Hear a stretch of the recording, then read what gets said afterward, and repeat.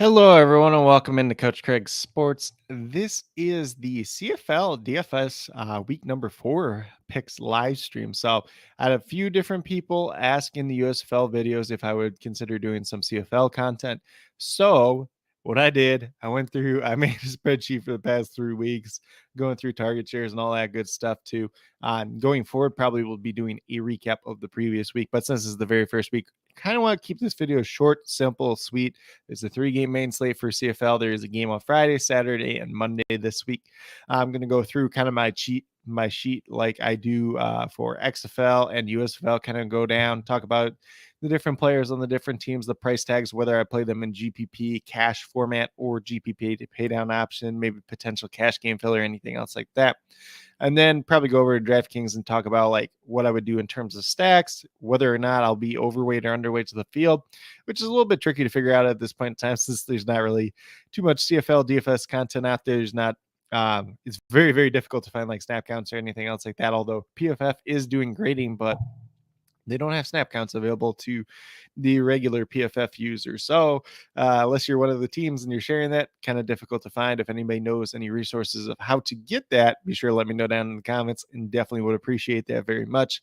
I know for like USFL, I was doing a lot of like hand doing charting snap by snap and everything else like that. Tried to do it for CFL, but you got an additional player on the field. You got the slot backs running like full sprint and not a lot of huddling up and all that stuff too. So it's really hard on a play-by-play basis. So not something that I'm going to be doing at this point in time myself personally, but if we can find a good resource out there, would be definitely be more than welcome to incorporating that in. But without further ado, we'll get over to the sheet. I already talked too much about kind of the process here. Hopefully you guys all enjoyed this video, since I know like about 2 or 3 of you were asking for it. Hopefully some other people tune in as well. Not really too much CFL DFS content out there at this point in time. So we start off with Edmonton Elks, team that hasn't been too great so far to start the season. So Taylor Cornelius has started the first 2-3 games. I think it's 2 because I think they had a bye week. Really tricky to figure out with CFL sometimes too, just because they have 9 teams. So there's always one team on bye any given week. But he has been the starter for the most part this season. Jared Doege did come in late in the game last week. It sounds like Jared Doge's been getting most of the first team reps this week. If you want to use him as a contrarian play, you could do that. But, if he comes out and he plays poorly, I would not be surprised if they go back to Taylor Cornelius. So not really too much to say about that situation at this point in time. Really not targeting either quarterback on this team. They did cut Kyle Loxley this week. He is kind of like their short yardage guy. You see a lot of teams that use like this short yardage guy on their third down when it's like short, third and short, kind of a backup quarterback that's just designed to use quarterback sneak type thing. Trey Ford was extended on the IR, so he's going to be out for another week. But they did sign Khalil Tate this week as another quarterback option. He is a guy that played at the University, I believe, of Arizona a few years back. Was, a promising prospect at one point in time, but never really developed into too much. Kind of been bouncing around since then. From the running back position, we got Kevin Brown at $7,300. Looks like a GPP option. He's had a couple decent weeks here and there, but the volume just hasn't been there too much. This offense as a whole has not been the greatest. Shannon Brooks is behind him at $2,500. Probably not playing him unless we get like some news that Kevin Brown's out for one reason or another. Their fullback, Tanner Green, is going to be out this week. He was put on IR or the injured list. The interesting thing about the CFL is they kind of have like the 1 week injured list and then the 6 week injured list. So a lot of these guys are going to be on the 1 week injured list, kind of less noted otherwise. Eugene Lewis, who has been kind of one of their top wide receivers, $10,600. He's going to be out again, or he's going to be out this week with knee injury. So kind of leaves what's left here at the wide receiver position. Stephen Dunbar Jr., $4,500. Looks like a cash game play. He's been very involved in their offense overall. And then you get to kind of the other receivers that they have there. They have Dylan Mitchell, who's $7,100, really hasn't paid up to his price tag at this point this season. We'll see whether that changes or not without Lewis in the equation. Vincent Forbes Mobolo, I'm going to probably pronounce all of these names right, especially, kind of the French names, because there is a lot of Canadians in this league, obviously. So he had a really good week last week, 2 long touchdowns. Doesn't play a lot from what I've seen, but with Lewis not being out there, could get some extended playing time, could be an interesting pay down option. Maybe a little bit popular since he had a big week last week. Kyron Moore at $2,500, the guy that's going to be out there on the field a lot. Interesting pay down option at $2,500. And then they got kind of these other guys here with Gavin Cobb, CJ Sims, both $2,500. Really haven't played too much. Sims did a lot of punt and kick returning last week, and for CFL DFS, you actually get points based on return yards too. So he could be a little bit of an interesting play if he finds his way on the offense a little bit. Maurice French did get signed by the team. He sounds like he will be active this week. He has a little bit of NFL experience, mainly with the Chargers, but who knows how familiar he is with this offense at this point in time. When I'm looking at the Elks defense, don't think they're the greatest defense in the world. I'm still getting a gauge on all these defenses too. So keep that in mind as we're talking, but they have a better matchup versus Ottawa Red Blacks, who have been one of the lesser teams this week as well. So both these teams in this game probably going to be a low scoring game since the offenses for both sides have not been that great. We move over to those Ottawa Red Blacks. Jeremiah Masoli at quarterback is out once again this week. Probably assuming that he's going to be the starter once he is healthy and good to go. Nick Arbuckle has started before, or like the past 2 games for them, but hasn't really played too well. Tyree Adams will get the start this week. He's $8,900. More of a contrarian play if you really want to go there, but not too interested in myself. Dustin Crum is the other quarterback. At the running back position, we have Devontae Williams. He's out once again this week. He was $7,000. Demondre Tuggle did take a lot of the workload last week at $6,600. Yeah, that was pretty efficient in college. So would not be surprised if he ends up playing pretty well. GPP option if you really want to go there. Kind of just a mid-price guy at running back position. And then behind him, we got Jackson Bennett, who's had like a couple touches here and there throughout the season. In terms of the fullbacks, fullbacks for the most part, you think of them not being too big a thing for like NFL teams, XFL teams, USFL teams, pretty similar in the CFL, not getting too many touches, mainly used as blockers. So not going to talk too much about them. Anthony Gosselin, one of them, is out this week though. Then we move down to their wide receivers. Mariner is out once again this week. Sounded like he was trending towards maybe being able to play, but still out once again this week. Mainly for the wide receivers here. Quan Bray is going to be a very, very interesting play. He's $2,900. I would even consider him a cash game option if you want to go there. He has been one of their better receivers so far this year. Nate Bahar behind him, $2,800. Pretty interesting pay down option as well. And then Justin Hardy, former NFL wide receiver, played a little bit of time with the Falcons. He's kind of a GPP option at $6,800. Ackland really hasn't done too much this year at $8,300, so I'm kind of avoiding him at this point in time. And then everybody else, not too interesting. Their defense, $4,100. Do consider them like a cash game option just because the Elks have not been too good. They don't really have their quarterback situation figured out. So these probably be the 2 defenses that I'm targeting the most just between these 2 teams, since both their offenses really haven't been that great so far to start the year. We move down to the Winnipeg Blue Bombers, and we have Zach Collaros, who is $11,000. Played really well to start the year so far. Sounds like he's one of the better quarterbacks in the CFL, so I think he's a pretty interesting GPP option. Not really a cash game option, just because he does have that elevated price tag at this point in time. Drew Brown behind him is $8,100. Got a little bit of rushing upside. Been used a little bit here and there, but not anybody that we're super interested in for DFS purposes. And then we got Tyrell Pagromi, maybe I think is how you pronounce it. He was cut this week. They brought Dakota Prukop back up, who was with the Generals of the USFL. So be interested to see what type of role he plays. Mainly probably be that short yardage quarterback, if nothing else. Then at running back, they got Brady Oliveira, who is $9,000. He's a GPP option if he ends up playing this week. He is dealing with a chest injury and has not practiced the past 2 days, Tuesday and Wednesday. So monitor his injury status. If he's unable to go, would have some interest in Johnny Augustine. I believe they also have Greg McCrae as a potential other running back too. So that'll be something to watch out. He's on the practice squad, but probably going to be a pretty pass-heavy attack once again. Dalton Schoen, I think is how you pronounce it, $11,200. Played pretty well so far this season. Obviously had the one really big week.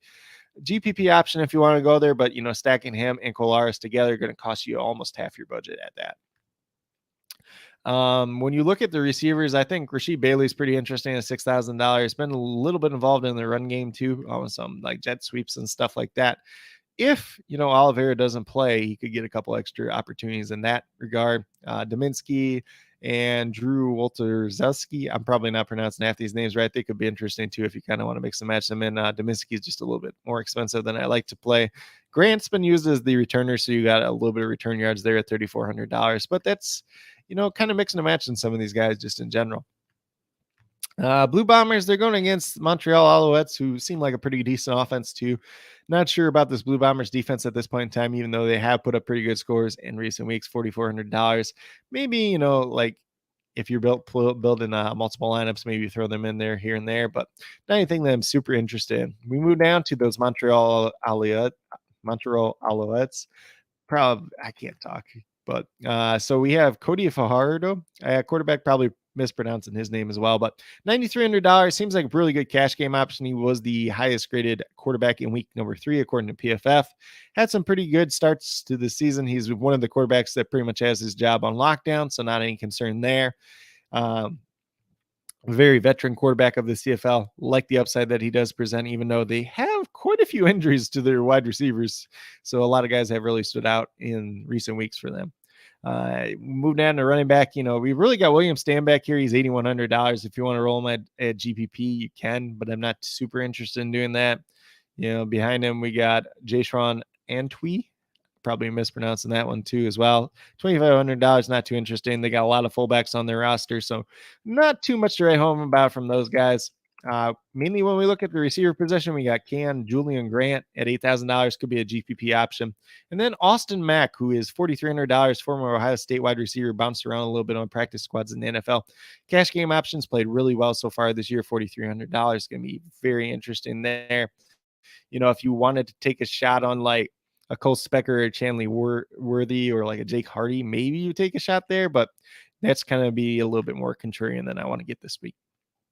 And then Keyshawn Abram is not practicing Tuesday and Wednesday due to a knee injury. Probably not going to make a big difference for this team overall.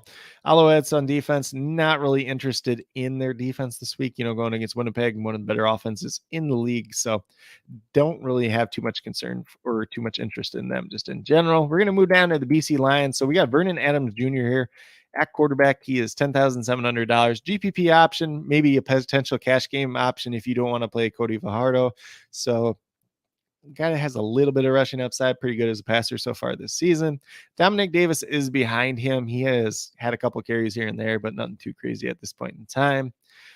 Their running back, Taekwon Mazel, we're going to go with at $8,700. GPP option if he ends up playing. If he doesn't play this week, monitor his injury status. He's a little bit banged up at this point in time. If he doesn't play, though, Keon LaFrance behind him, $2,500 could be a pretty interesting pay down option.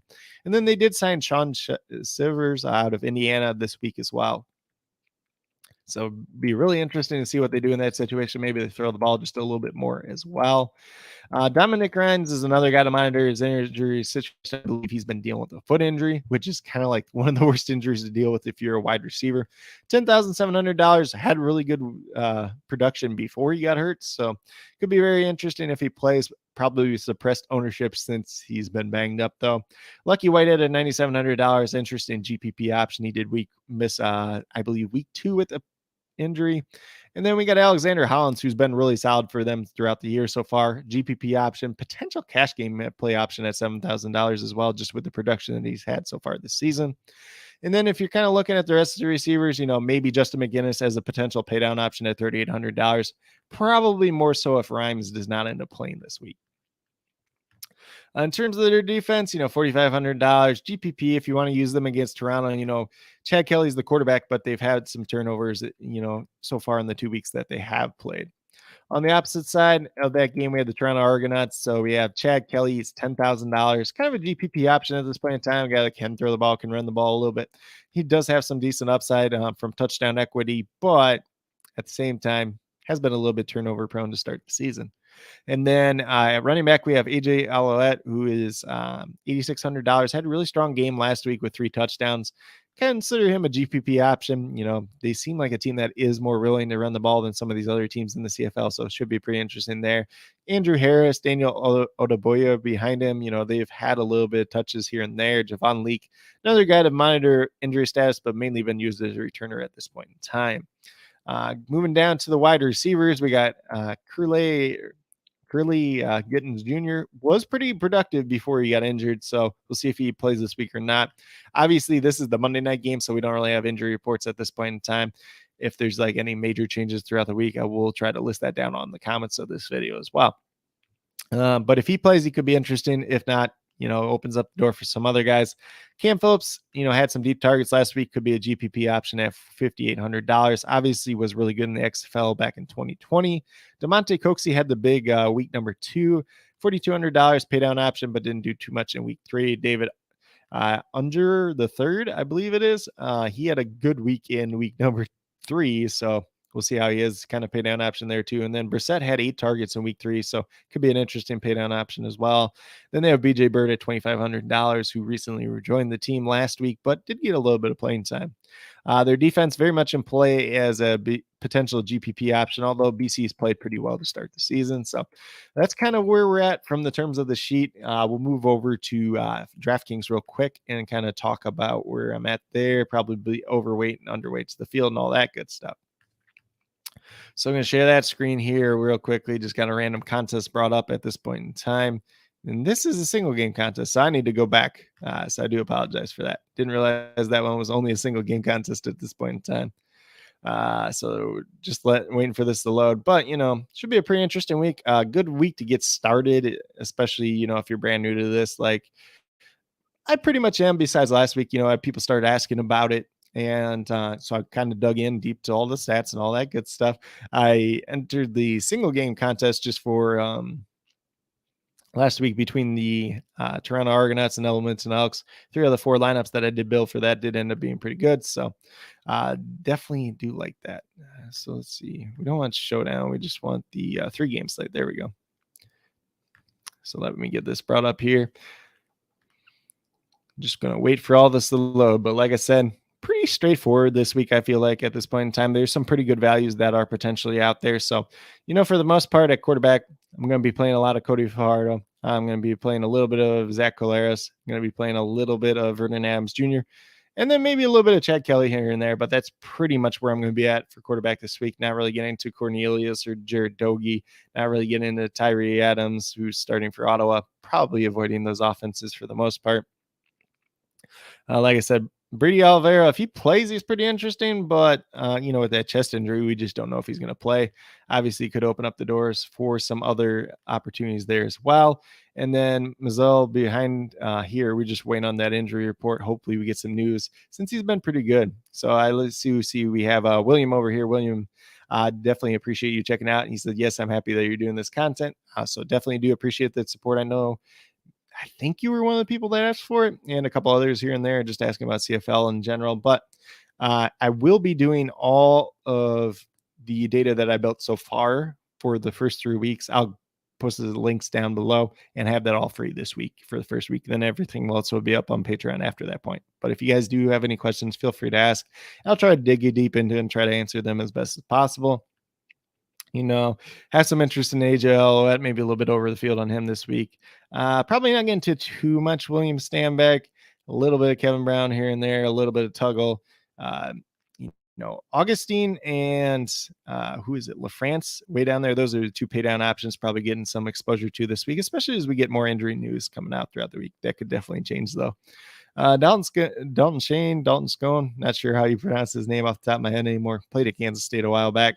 But, he's $11,200. Might get a share here and there. Rhymes, if he ends up playing, we'll get a couple shares of. Giddens, if he plays, get a couple shares of.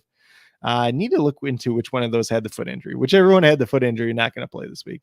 Just don't trust wide receivers coming off foot injuries. Lucky Whitehead, we'll have some decent exposure to. If Rhymes misses, going to have a little bit more. Dominski get a little bit of them. Ackland really not getting to this week. Just hasn't done too much this year. Julian Grant will get a little bit of exposure to. Not really getting to Daniels too much. He had an okay week 2, but week 3 was pretty bad. Mitchell not really getting to. Hollins will be a guy that I'm overweight to the field on. Hardy will probably be about in line with the field, but decent amount of exposure too. Probably end up being over the weight on Bailey, overweight or slightly overweight on the field on Cam Phillips. Walter Ziski, probably get a couple shares here and there, stacking him with Collaros as the Blue Bombers quarterback. Stephen Dunbar Jr., I'll be overweight to the field on. Austin Mack, I'll be overweight to the field on. Those are probably going to be my 2 most played wide receivers this week. And then just kind of as you go down, get a little bit of Coxey here. Didn't really love him coming out of Memphis, though, and his pro day performance and all that. A little bit of McGinnis here and there. A little bit of Worthy, maybe. A little bit of Unger here and there. A little bit of Brissett. A lot of Quan Bray probably once again. there's a lot of good value options at wide receiver this week, whether it's Moore, whether it's Bray, whether it's Austin Mack, whether it's who's the other one? $4,500. Can't remember the name right now, though, off the top of my head. So Dunbar. So those would be kind of the cheap pay down options this week. As I mentioned, for DST, is probably getting a lot of the Elks, probably getting a lot of the Red Blacks, and then maybe taking some shots here on BC and a little bit of shots on Toronto as well. But that's kind of where I'm at in general for this week. If you have any more specific questions, feel free to drop them down in the comments below. Shoot me a message on Twitter at Coach Craig Sport and be more than happy to help you. But with that being said, that's pretty much all that I do have in terms of CFL DFS picks for week number 4. Like I said, I'll post up the sheet that I do have. I'll post up the data throughout the season so far through 3 weeks.